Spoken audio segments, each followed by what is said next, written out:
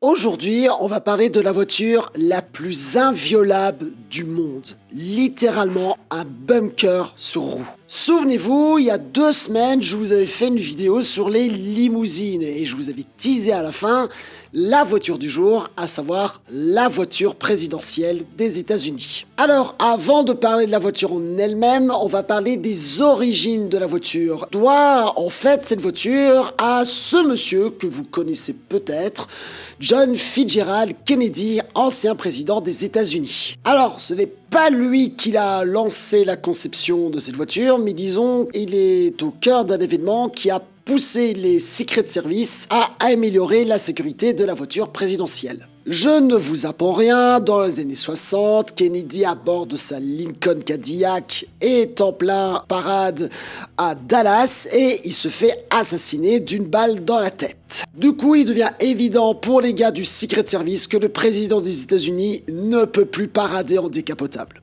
Et donc du coup, ils vont modifier les voitures présidentielles qui vont succéder à la Lincoln Cadillac en renforçant le blindage. Le problème, c'est que les voitures n'étaient pas conçues pour un blindage aussi lourd et donc les performances en pâtissaient beaucoup. Mais au moins le président était bien tranquille dans sa voiture. Et de fait, depuis cet événement, depuis ces modifications, plus aucun président des États-Unis ont été assassinés dans la voiture présidentielle. On fait un petit bond dans le temps et on va parler des débuts des années 2000. Vous n'êtes pas sans savoir que les États-Unis, début des années 2000, a été le théâtre du pire attentat de l'histoire de l'humanité, à savoir les attentats du 11 septembre. Du coup, les gars du Secret Service se disent « Ouais, il faut renforcer la protection du président, surtout quand il est en déplacement. » Et donc, du coup, ils vont contacter le fournisseur officiel des voitures présidentielles aux États-Unis, à savoir le groupe General Motors, qui détient justement Cadillac. Alors les mecs du Secret Service vont contacter les gars de chez General Motors et ils vont dire « Ok les mecs, on a besoin d'une voiture ultra sécurisée avec comme cahier des charges no failure, donc 0 échec. Le but est vraiment de créer vraiment un bunker sous roue. Voilà, il faut vraiment que la vie du président prime sur tout le reste. Donc la conception de la voiture commence en 2005 et la première version de cette voiture était en 2011 sous Obama. D'ailleurs, je l'appelle The Beast, mais techniquement, c'est pas son vrai nom. C'est un surnom qui a été donné par Donald Trump en personne lors de son premier mandat. Et en fait, je parle de vrai nom, mais techniquement, cette voiture n'a pas de nom. Elle en a 3, en fait, des noms de code. Les noms de code sont les suivants: Cadillac One, Limousine One et First Car. D'ailleurs, vous vous demandez peut-être pourquoi les véhicules utilisés par les présidents ont justement le mot One dedans, comme par exemple Air Force One. Eh ben, dans le cas d'Air Force One, c'est pas son nom. Encore une fois, c'est un nom de code. Air Force One, c'est juste le nom de code qu'on donne à un avion quand le président des États-Unis est dedans. Donc, techniquement, si le président des États-Unis est dans un avion de tourisme, cet avion prend comme nom de code Air Force One. Bon, parlons des caractéristiques techniques de cette voiture. C'est basé sur une Cadillac CT6 et le châssis est celui d'un camion. Et vous allez très vite comprendre pourquoi il a fallu un châssis de camion pour cette voiture. Le moteur de la voiture est un V8 diesel de 6,6 litres de cylindrée et suralimenté par un turbo. Le moteur dégage 445 chevaux et 1234 Nm de couple, ce qui est énorme pour une limousine. Elle peut aller jusqu'à 96 km/h, voire 100 bien lancé, et le tout pèse 9 tonnes. Tu comprends mieux un peu maintenant le châssis de camion, hein. Ouais.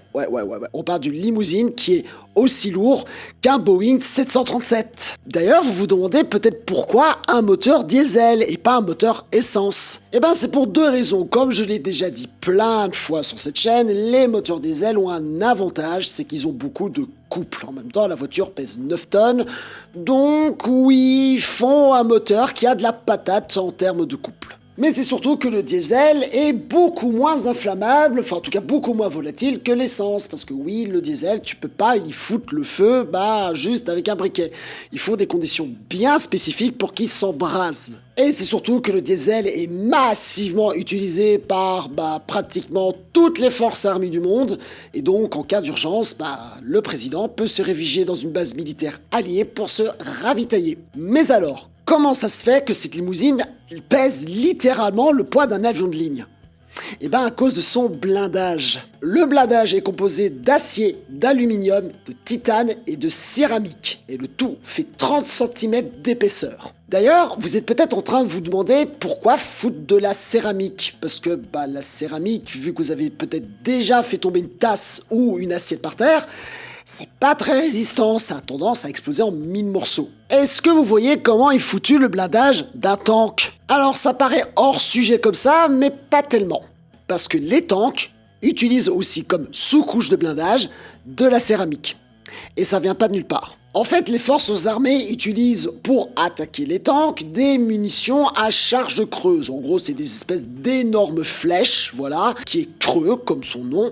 Et en fait, le creux, c'est un cône d'aluminium qui est à l'intérieur de la charge. La munition va pas exploser. En fait, tout simplement, elle va s'écraser contre le blindage et en s'écrasant, ça va activer une charge explosive qui va faire rentrer en fusion le cône d'aluminium. Allez, ferme ta gueule! Et le cône d'aluminium a une surface très fine de pénétration. On parle d'un truc de la taille d'une tête d'épingle, littéralement. Et c'est suffisant pour percer le blindage. Ce qui va transformer tous les occupants du char en rôtis, et ici ça touche des munitions, c'est jackpot.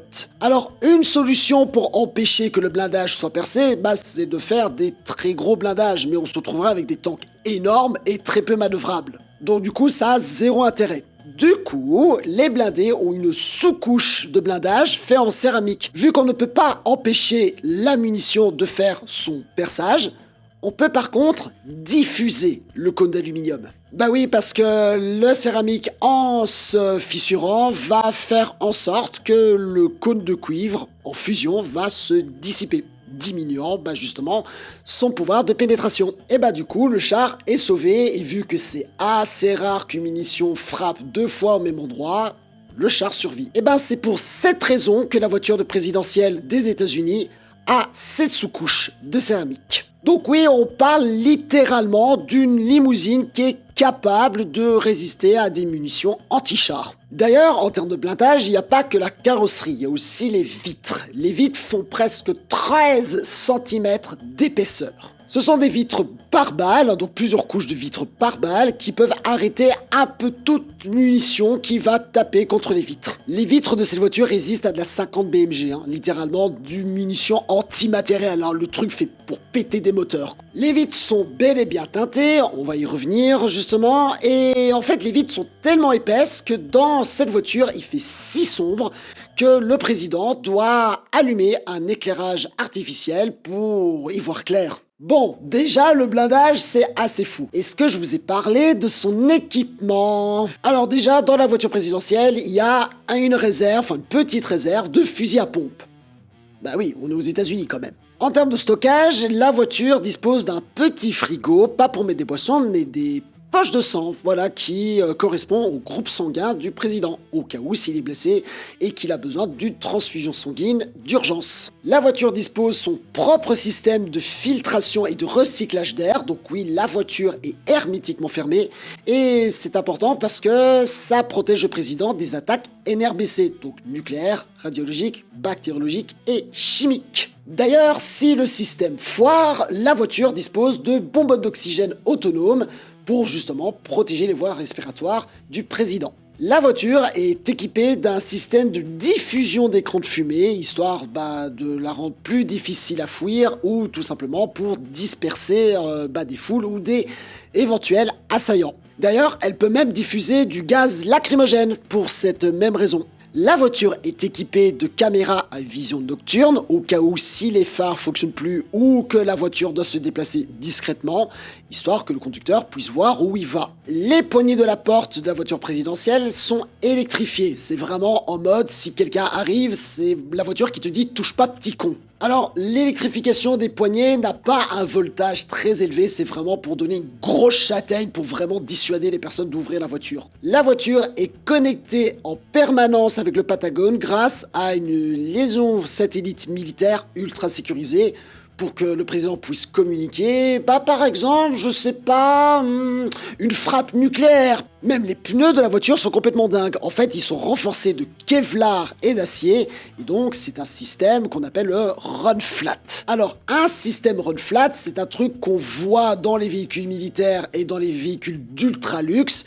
En gros, c'est un système qui va empêcher la voiture de galérer, de rouler, au cas où s'il y a un ou tous les pneus crevés. Donc oui, cette voiture peut continuer à rouler même avec les pneus crevés. En termes de logistique, les voitures sont transportées par des C-17 spécialement conçues pour ces voitures-là. Et oui, je dis bien ces voitures-là parce qu'il n'existe pas qu'une The Beast.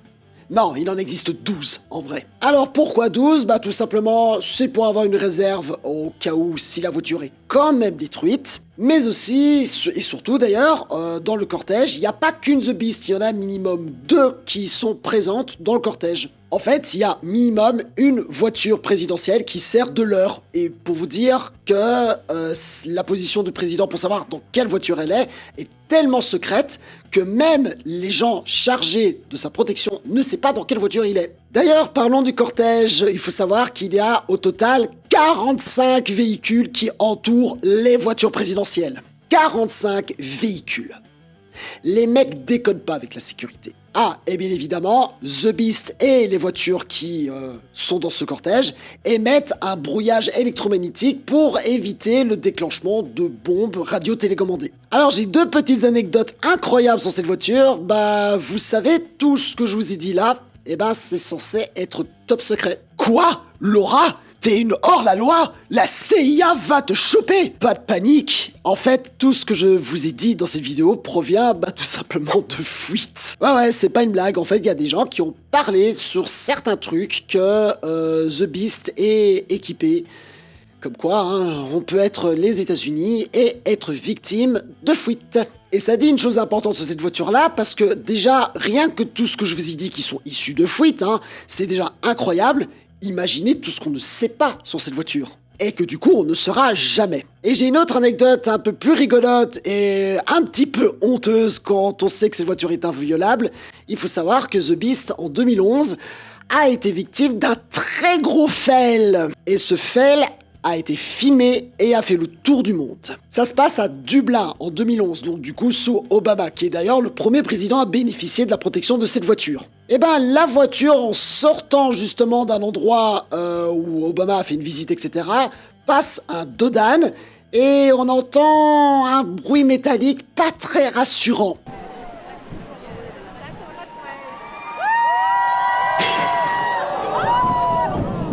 Non, vous ne rêvez pas, la voiture la plus inviolable du monde a été mise en échec par un dos d'âne. En fait, ce qui s'est passé, c'est que la garde au sol, donc la distance qu'il y a entre le sol et le fond de la voiture, était beaucoup trop bas. Et donc du coup, la voiture a tapé dans ce casse-vitesse et les roues ont commencé à patiner dans le vide. Bon, je vous rassure, ça a été corrigé par la deuxième version, parce que oui, sous Obama, c'était la version 1. Actuellement, il n'y a que 3 présidents des États-Unis qui ont bénéficié de la protection de cette voiture. Le premier étant Obama, le deuxième étant Joe Biden, et le troisième, c'est l'actuel, Donald Trump.